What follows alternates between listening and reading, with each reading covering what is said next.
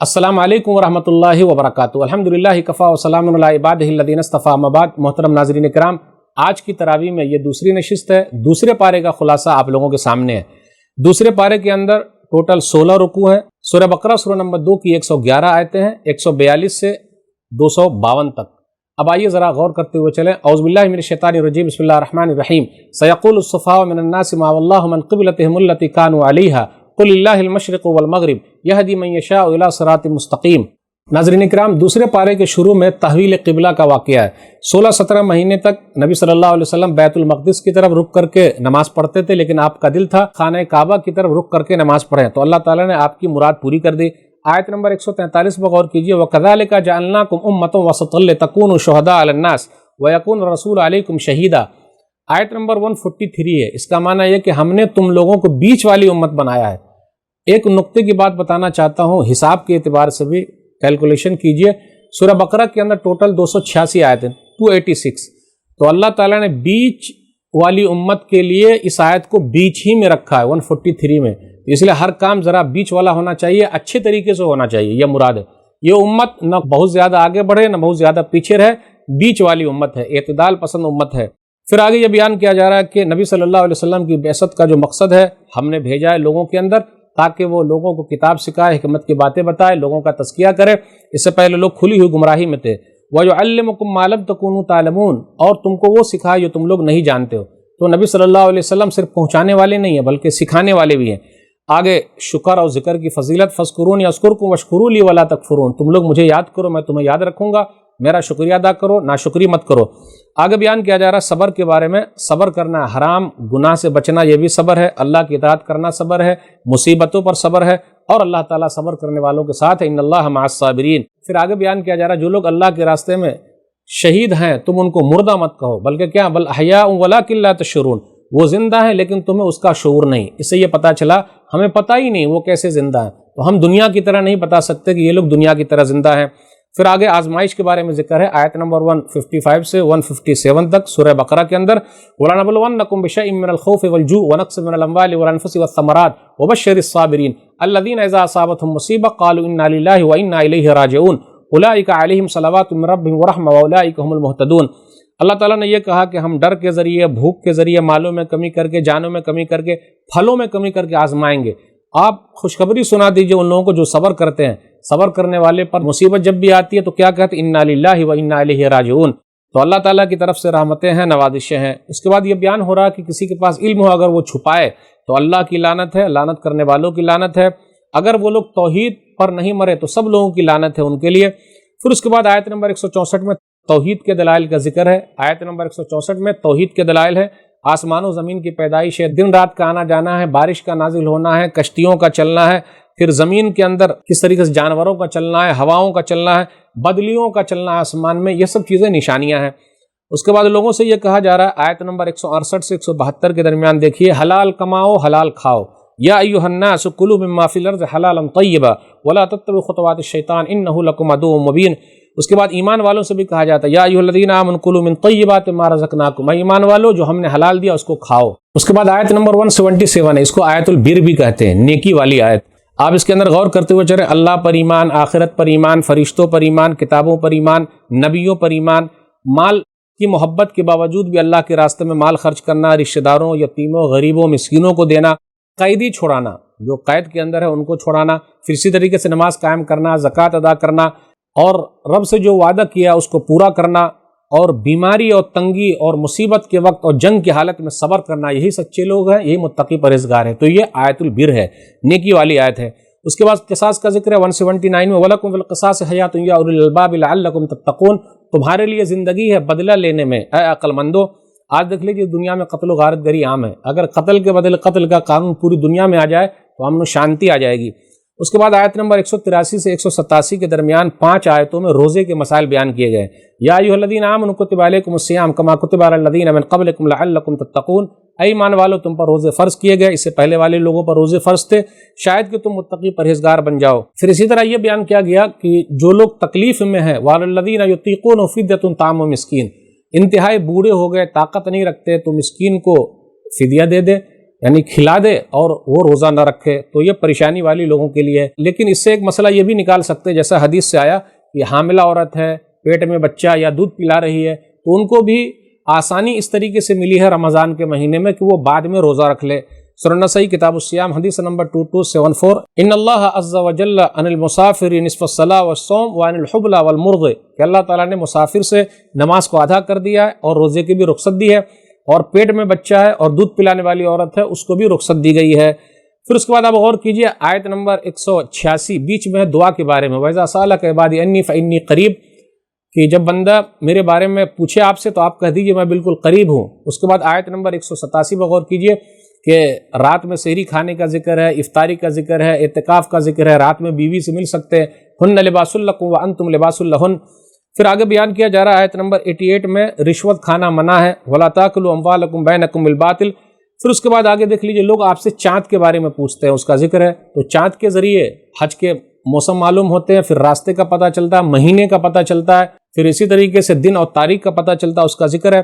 آگے بیان کیا جا رہا ہے آیت نمبر 195 کے اندر کہ اللہ کے راستے میں خرچ کرتے رہو، اور آگے ایک اہم چیز ہے سوسائڈ مت کرو، ولا تلقوا بایدیکم الی التہلکہ، اپنے آپ کو ہلاکت میں مت ڈالو۔ اس کے بعد آیت نمبر 196 سے 203 تک 8 آیتوں میں حج کے مسائل بیان کیے گئے۔ الحج اشہر معلومات، حج کے اندر تجارت کرنا جائز ہے، لیس علیکم جناح ان تبتغوا فضلا من ربکم۔ اس کے بعد عرفات میں ٹھہرنے کا ذکر ہے، مشعر حرام مزدلفہ کا بھی ذکر ہے، پھر اسی طرح منی کے اندر ٹھہرنے کا ذکر ہے۔ آیت نمبر 208 کے اندر یہ کہا گیا یا ایھا الذین آمنوا ادخلوا فی السلم کافہ ولا تتبعوا خطوات الشیطان انہ لکم عدو مبین، اے ایمان والو تم اسلام میں پورے کے پورے داخل ہو جاؤ اور شیطان کے راستوں کی پیروی نہ کرو، بے شک وہ تمہارا کھلا ہوا دشمن ہے۔ دورنگی چھوڑ یا کرنگی ہو جا، دورنگی چھوڑ یا کرنگی ہو جا، سراسر موم یا سنگ ہو جا۔ آگے بیان کیا جا رہا ہے آیت نمبر 214 کے اندر کہ ذکر کیا جا رہا ہے جنت میں ایسے چلے جاؤ گے، تو یہاں تک کہ آزمائش تو ہونی ہی ہونی ہے۔ ایمان والوں نے کہا متى نصر اللہ، اللہ کی مدد کب آئے گی؟ تو آپ کہہ دیجیے الا ان نصر اللہ قریب، سنو اللہ کی مدد بالکل قریب ہے۔ پھر اس کے بعد مال خرچ کرنے کے بارے میں کہا جاتا ہے کہاں خرچ کریں، تو اپنے آپ پر خرچ کرو، ماں باپ کو دو، رشتہ داروں کو دو، یتیموں اور مسکینوں کو دو۔ اس کے بعد کہا جا رہا وما تفعلوا من خیر فإن اللہ بہ علیم، تم جو بھی نیکی کا کام کرو گے سب اللہ اس کو جانتا ہے۔ آیت نمبر 219 میں شراب کے بارے میں، جوئے کے بارے میں پہلا حکم ہے یسألونک عن الخمر والمیسر قل فیہما اسم کبیر ومنافع للناس واسمہما اکبر من نفعہما، لوگ آپ سے شراب اور جوئے کے بارے میں پوچھتے ہیں، آپ کہہ دیجئے دونوں کے اندر گناہ بہت زیادہ ہے لیکن کچھ فائدہ بھی ہے، اور ان دونوں کا گناہ جو ہے فائدے سے بڑا ہے۔ یتیموں کا مال نہ کھاؤ، اس کا ذکر ہے۔ پھر اسی طرح آیت نمبر 221 221 سورہ بقرہ کی اہم آیت ہے مشرک مردوں اور عورتوں سے نکاح کے بارے میں، کہ تم جو عورت اسلام میں نہیں ہے اس سے نکاح مت کرو، اور اپنی بیٹی بھی ان کو مت دو جو اسلام کے اندر نہیں ہے۔ اولئک یدعون الی النار واللہ یدعو الی الجنۃ والمغفرۃ باذنہ۔ آج دیکھ لیجئے کچھ بہنیں جو ہے بھاگ رہی ہیں، ادھر ادھر جا رہی ہیں، بغیر اسلام والے سے نکاح کر رہی ہیں، تو انہیں سوچنا چاہیے، غور کرنا چاہیے کہ وہ لوگ آگ کی طرف بلا رہے ہیں اور اللہ تعالیٰ بخشش کی طرف بلاتا ہے۔ آیت نمبر 222 میں حالت حیض میں جب عورت کو مہینہ آتا ہے تو کہا جا رہا ہے اس سے دور رہو، پھر جب وہ پاک و صاف ہو جائے تو اپنی کھیتی میں آ سکتے ہو، کھیتی کا اگلا حصہ ہے اور کھیتی اگلے حصے میں ہے۔ ان اللہ یحب التوابین ویحب المتطہرین، اللہ تعالیٰ توبہ کرنے والے کو اور پاک و صاف رہنے والے کو پسند کرتا ہے۔ اس کے بعد ایلا کا ذکر آیت نمبر 226 میں، ایلا کہتے ہیں کہ آدمی قسم کھا لے کہ اپنی بیوی سے نہیں ملے گا، تو یہ قسم کھا لے تو 4 مہینہ تک اس کو اجازت ہے، لیکن اس کے بعد اس کو فیصلہ کرنا پڑے گا ملنا ہے کہ نہیں ملنا ہے، اس عورت کو رکھنا ہے کہ نہیں رکھنا، اس کا ذکر ہے۔ آیت نمبر 228 میں غور کیجئے کہ طلاق دینے کا طریقہ بتایا جا رہا ہے، الطلاق مرتان، طلاق 2 مرتبہ ہے، یہ نہیں کہا گیا تطلیقتان، 2 طلاق ہے، مرتبہ 1 مرتبہ 2 مرتبہ 3 مرتبہ اس کا ذکر ہے۔ فَإِمْسَاكٌ بِمَعْرُوفٍ أَوْ تَسْرِيحٌ بِإِحْسَانٍ، تیسری مرتبہ رکھنا یا نہیں رکھنا یا اس کو واپس کر دینا اچھے طریقے سے۔ تیسری طلاق کے بعد رجوع کا حق کب حاصل ہے؟ جب وہ عورت دوسری جگہ خود سے نکاح کر لے۔ آیت نمبر 230 میں حتیٰ تنکح زوجا غیرہ، وہ عورت نکاح کر لے، اور نکاح کرے گی تو پتہ آپ کو نکاح کرنا ہے۔ آج کل کیا ہو رہا ہے؟ حلالہ ہو رہا ہے، 1 رات کے لیے نکاح، حلالہ اسلام کے اندر زنا ہے، اور ایسے لوگ جو کام کر رہے ہیں وہ کرائے کے سانڈ ہیں، ایسے لوگوں سے بچ کے رہیے۔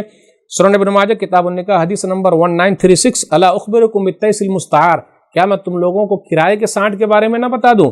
تو بلا یا رسول اللہ، اللہ کے رسول صلی اللہ علیہ وسلم ضرور بتلائیے۔ تو نبی صلی اللہ علیہ وسلم فرمایا هو المحلل لعن اللہ المحلل والمحلل له، وہ حلالہ کرنے والا ہے، اللہ کی لعنت ہے جو حلالہ کرتا ہے اور جس کے لیے کیا جاتا ہے۔ غلطی کرے مرد اور سزا عورت کو ملے، افسوس کی بات ہے، کتنے بے غیرت ہو گئے ہیں لوگ اور طلاق کا غلط استعمال کر رہے ہیں۔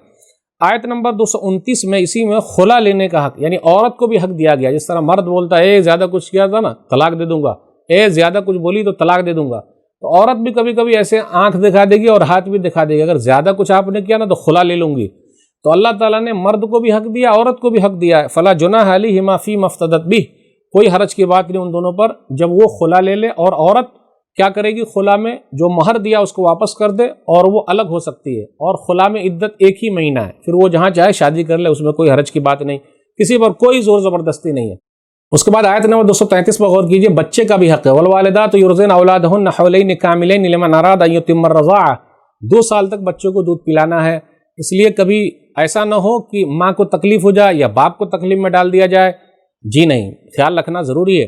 آیت نمبر 234 میں ہے کہ عورت کی عدت اگر شوہر وفات پا جائے تو کتنا، 4 مہینہ 10 دن 4 اشہر و عشرہ۔ آیت نمبر 238 پر غور کیجیے، حافظوا علی الصلوات والصلاۃ الوسطیٰ، تم لوگ نمازوں کی حفاظت کرو، خاص طور پہ عصر کی نماز۔ اس کے بعد اب آئیے آگے چلتے ہیں، دیکھتے ہیں آیت نمبر 247 کے اندر ہے طالوت کو اللہ نے بادشاہ بنایا، وزادہ بسطۃ فی العلم والجسم، اللہ نے علم میں بھی اور جسم میں بھی ان کو پختگی دی تھی، علم بھی تھا اور جسم بھی اچھا تھا۔ پتہ یہ چلا کمانڈر وہ ہونا چاہیے جو علم میں بھی اچھا ہو اور جسم میں بھی اچھا ہو، چاہے وہ خاندان کا ہو یا نہ ہو، کسی اور خاندان کا بھی ہو سکتا ہے۔ اس سے یہ بھی پتہ چلتا ہے اللہ کے ہاں بادشاہت بھی ہے، جس طریقے سے اللہ کے یہاں خلافت ہے تو اللہ تعالیٰ بادشاہت کو بھی قبول کرتا ہے، اس میں حرج کی کوئی بات نہیں، اور نبی کے رہتے ہوئے بھی طالوت کو بادشاہ بنایا گیا تھا۔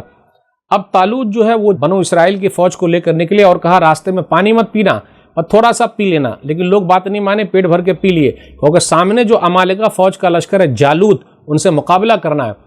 طالوت کے ساتھ داؤد علیہ السلام بھی تھے، لیکن اس وقت جو ہے وہ نبی نہیں تھے، لیکن ساتھ میں جا رہے ہیں۔ بالآخر کیا ہوا، اللہ تعالیٰ نے کس طریقے سے فتح دی اسی کا ذکر ہے، کم من فئۃ قلیلۃ غلبت فئۃ کثیرۃ باذن اللہ واللہ مع الصابرین، کتنی ہی جماعتیں ایسی ہیں جو تھوڑی تعداد میں تھی، زیادہ لوگوں پر غالب آ گئی، اور اللہ تعالیٰ صبر کرنے والوں کے ساتھ ہے۔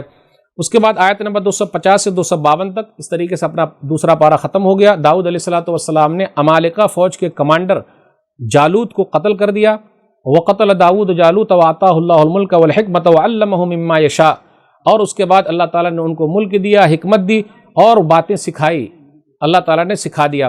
آیت نمبر 252 میں کہا گیا تلک آیات اللہ نتلوها علیک بالحق وانک لمن المرسلین، یہ چند آیتیں ہیں جو ہم نے آپ کو پڑھ کے سنائی ہے اور آپ رسولوں میں سے ہیں، آپ نے لوگوں کو بتایا ہے۔ آپ غور کرتے ہوئے چلیں، آیت نمبر 243 کے اندر ایک واقعہ اسی سورہ میں آیا ہے کہ 1000 لوگ تھے، وہ نکلے اور اللہ تعالیٰ نے سب کو موت دے دی۔